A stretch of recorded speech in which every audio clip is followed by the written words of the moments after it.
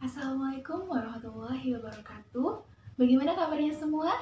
Semoga kita selalu dalam lindungan Allah Subhanahu wa Ta'ala dan juga selalu diberikan kesehatan, terutama pada saat sekarang ini, yang mana ada suatu wabah yang sedang melanda negara kita dan juga beberapa negara lainnya, yaitu adanya virus corona. Berkaitan dengan adanya virus ini juga, maka pemerintah mengharuskan kita untuk bekerja di rumah dan juga belajar di rumah. Walaupun kita harus belajar di rumah, namun kita tetap bisa mengakses informasi terkait dengan pelajaran kita, yaitu dengan menggunakan media online. Nah, dan juga di situ guru berperan melakukan pembelajaran secara online. Nah, di sini saya akan menyampaikan materi pelajaran ilmu pengetahuan sosial di kelas 9 pada KD 3.4, yaitu menganalisis kronologi, perubahan dan kesinambungan ruang, geografis, politik, ekonomi, pendidikan, sosial, dan budaya dari awal kemerdekaan sampai awal reformasi dengan materi pokok yaitu perkembangan perekonomian Indonesia pada masa kemerdekaan, yaitu pada tahun 1945 sampai dengan tahun 1950. Nah, pada masa kemerdekaan ini terjadi kekacauan perekonomian. Kekacauan perekonomian ini disebabkan oleh beberapa faktor. Yang pertama, karena terjadinya inflasi yang sangat tinggi. Apakah itu inflasi? Inflasi merupakan suatu kondisi di mana terjadinya kenaikan harga barang dan jasa secara terus-menerus. Inflasi yang terjadi pada masa kemerdekaan ini juga disebabkan oleh beberapa hal. Yang pertama, karena beredarnya mata uang Jepang di masyarakat dalam jumlah yang tak terkendali pada bulan Agustus 1945, yang mana itu di Jawa mencapai 1,6 miliar dan di daerah secara umum mencapai 4 miliar. Yang kedua, inflasi ini terjadi karena beredarnya mata uang cadangan yang dikeluarkan oleh pasukan sekutu dari bank-bank yang berhasil dikuasainya untuk biaya operasi dan gaji pegawai yang jumlahnya mencapai 2,3 miliar. Dan yang ketiga, karena Republik Indonesia sendiri belum memiliki mata uang, sehingga pemerintah tidak dapat menyatakan bahwa mata uang pendudukan Jepang tidak dapat berlaku di Indonesia. Pemerintah Indonesia yang baru saja berdiri tidak mampu mengendalikan dan menghentikan peredaran mata uang pendudukan Jepang ini. Nah, maka di sini pemerintah mengeluarkan kebijakan untuk sementara waktu yang menyatakan ada 3 mata uang yang berlaku di wilayah Republik Indonesia pada masa kemerdekaan ini. Yang pertama yaitu ada mata uang di Javas Bank, yang kedua mata uang pemerintah Hindia Belanda, dan yang ketiga mata uang pendudukan Jepang. Yang kedua, yang menyebabkan terjadinya kekacauan perekonomian di Indonesia pada masa kemerdekaan ini yaitu karena adanya blokade ekonomi dari Belanda. Blokade adalah suatu penutupan terhadap daerah, kawasan, tempat, ataupun negara sehingga orang-orang, barang-barang, kapal, dan sebagainya tidak dapat keluar masuk dengan bebas. Nah, blokade yang dilakukan oleh Belanda ini dengan cara menutup jalur perdagangan Republik Indonesia, terutama melalui jalur laut dan pelabuhan-pelabuhan penting. Blokade ini dilakukan mulai bulan November 1945. Dengan adanya blokade dari Belanda ini, menyebabkan barang-barang ekspor Republik Indonesia terlambat terkirim, dan juga menyebabkan barang-barang dagangan milik Indonesia tidak dapat diekspor, sehingga banyak barang-barang ekspor Indonesia yang di bumi hanguskan. Karena blokade ekonomi ini juga menyebabkan Indonesia kekurangan barang-barang impor yang sangat dibutuhkan, dan yang lebih parahnya lagi yaitu terjadinya inflasi yang semakin tidak terkendali, sehingga rakyat menjadi semakin gelisah. Belanda melakukan blokade ekonomi ini memiliki tujuan dan harapan, yang mana tujuan dan harapan Belanda yaitu agar ekonomi Indonesia mengalami kekacauan, agar terjadi kerusuhan sosial karena rakyat tidak percaya kepada pemerintah Indonesia, sehingga pemerintah Belanda dapat dengan mudah mengembalikan eksistensinya. Dan juga tujuan Belanda untuk menekan Indonesia dengan harapan bisa dikuasai kembali oleh Belanda. Nah, selanjutnya yang ketiga, yang menyebabkan terjadinya kekacauan perekonomian di Indonesia yaitu karena terjadinya kekosongan kas negara.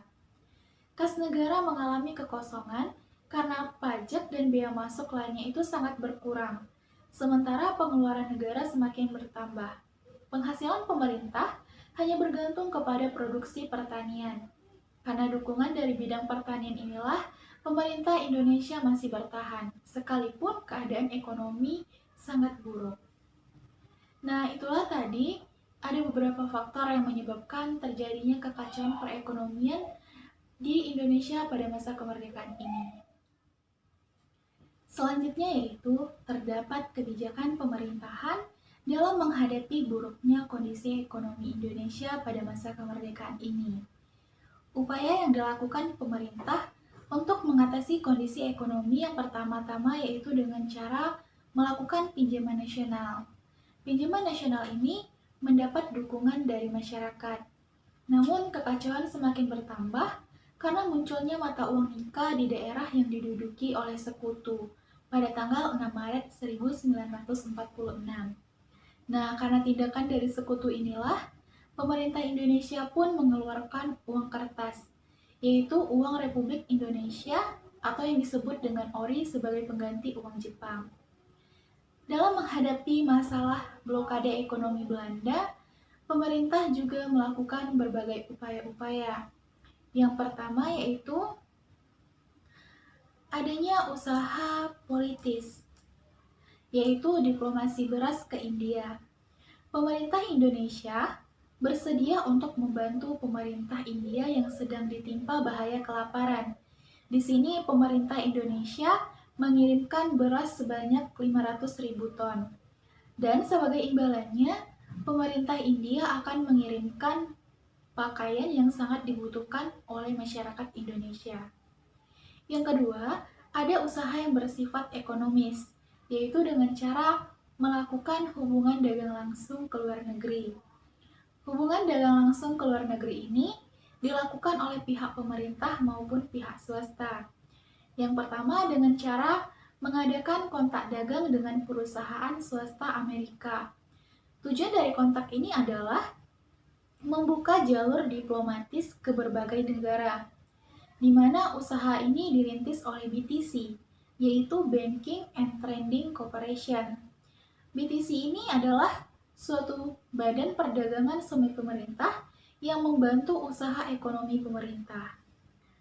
Nah, di sini hasil transaksi dari kerjasama ini yaitu Amerika bersedia membeli barang-barang ekspor Indonesia seperti gula, karet, teh, dan lain-lain.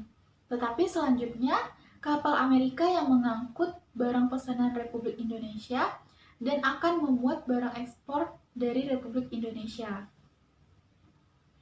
Yang kedua, karena Belanda melakukan blokade di daerah Jawa, maka usaha melakukan hubungan dagang ke luar negeri ini diarahkan untuk melalui jalur Sumatera, yang mana tujuannya yaitu Malaysia dan juga Singapura. Usaha ini dilakukan sejak 1946 sampai dengan akhir masa perang kemerdekaan. Hasilnya, Indonesia berhasil menyelundupkan karet yang mencapai puluhan ribu ton dari Sumatera ke luar negeri, terutama ke Singapura. Dan Indonesia berhasil memperoleh senjata, obat-obatan, dan barang-barang lain yang dibutuhkan. Dan yang selanjutnya yaitu ada Konferensi Ekonomi 1 pada bulan Februari 1946.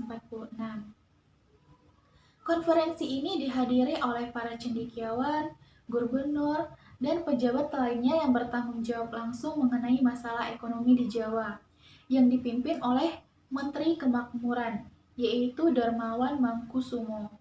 Tujuan konferensi ini adalah untuk memperoleh kesepakatan dalam menanggulangi masalah-masalah ekonomi yang mendesak, seperti konsepsi untuk menghapuskan sistem autokrasi lokal warisan Jepang dan menggantikannya dengan sistem sentralisasi. Yang kedua, bahan makanan akan ditangani oleh pemerintah secara sentral oleh Organisasi Pengawasan Makanan Rakyat yang merubah namanya menjadi Badan Persediaan dan Pembagi Makanan atau BPPM yang dipimpin oleh Dr. Sudarsono. Dan yang ketiga, semua perkebunan akan diawasi pemerintah untuk meningkatkan produksinya. Selanjutnya ada usaha Konferensi Ekonomi 2 pada tanggal 6 Mei 1946, yang mana konferensi kedua ini membahas mengenai masalah program ekonomi pemerintah, masalah keuangan negara, pengendalian harga, distribusi, dan alokasi tenaga manusia. Di sini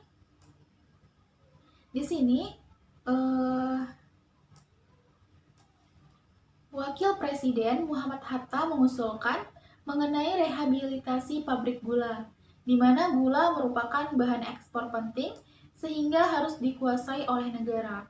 Untuk merealisasikan keinginan tersebut, maka pada 6 Juni 1946 dibentuk Perusahaan Perkebunan Negara.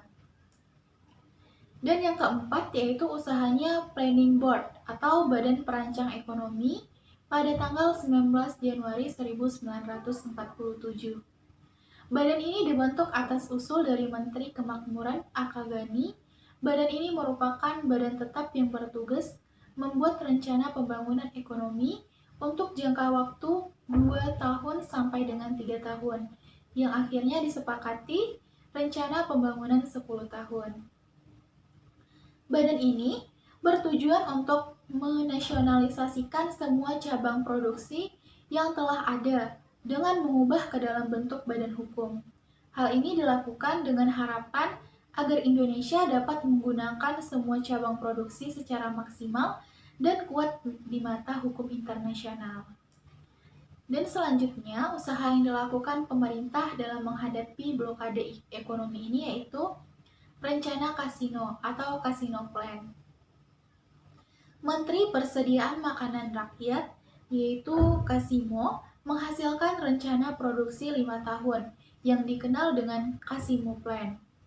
Program ini meliputi rencana produksi 3 tahun, yaitu dari tahun 1948 sampai dengan tahun 1950, mengenai usaha swasembada pangan yang isinya yaitu memperbanyak kebun bibit dan padi unggul, pencegahan penyembelihan hewan pertanian, penanaman kembali tanah kosong, dan transmigrasi bagi 20 juta penduduk Pulau Jawa dipindahkan ke Sumatera dalam jangka waktu 10 sampai dengan 15 tahun.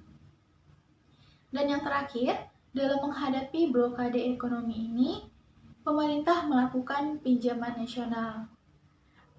Program ini dilaksanakan oleh Menteri Keuangan yaitu Insinyur Surahman. Dengan persetujuan BPKMIP, pinjaman nasional ini akan dibayar kembali selama 40 tahun pada bulan Juli 1946 dengan biaya pinjaman sebesar 1 miliar.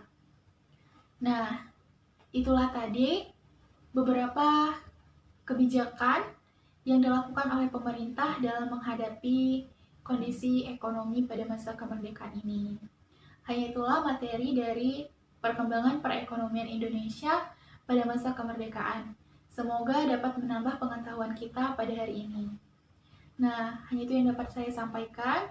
Mari kita berdoa semoga COVID-19 ini segera berlalu, sehingga kita dapat beraktivitas kembali seperti biasanya, dan kita dapat berkumpul bersama teman-teman di kampus, bersama teman-teman di sekolah, dan juga jalan-jalan bersama teman-teman di luar. Sekian dari saya. Assalamualaikum warahmatullahi wabarakatuh.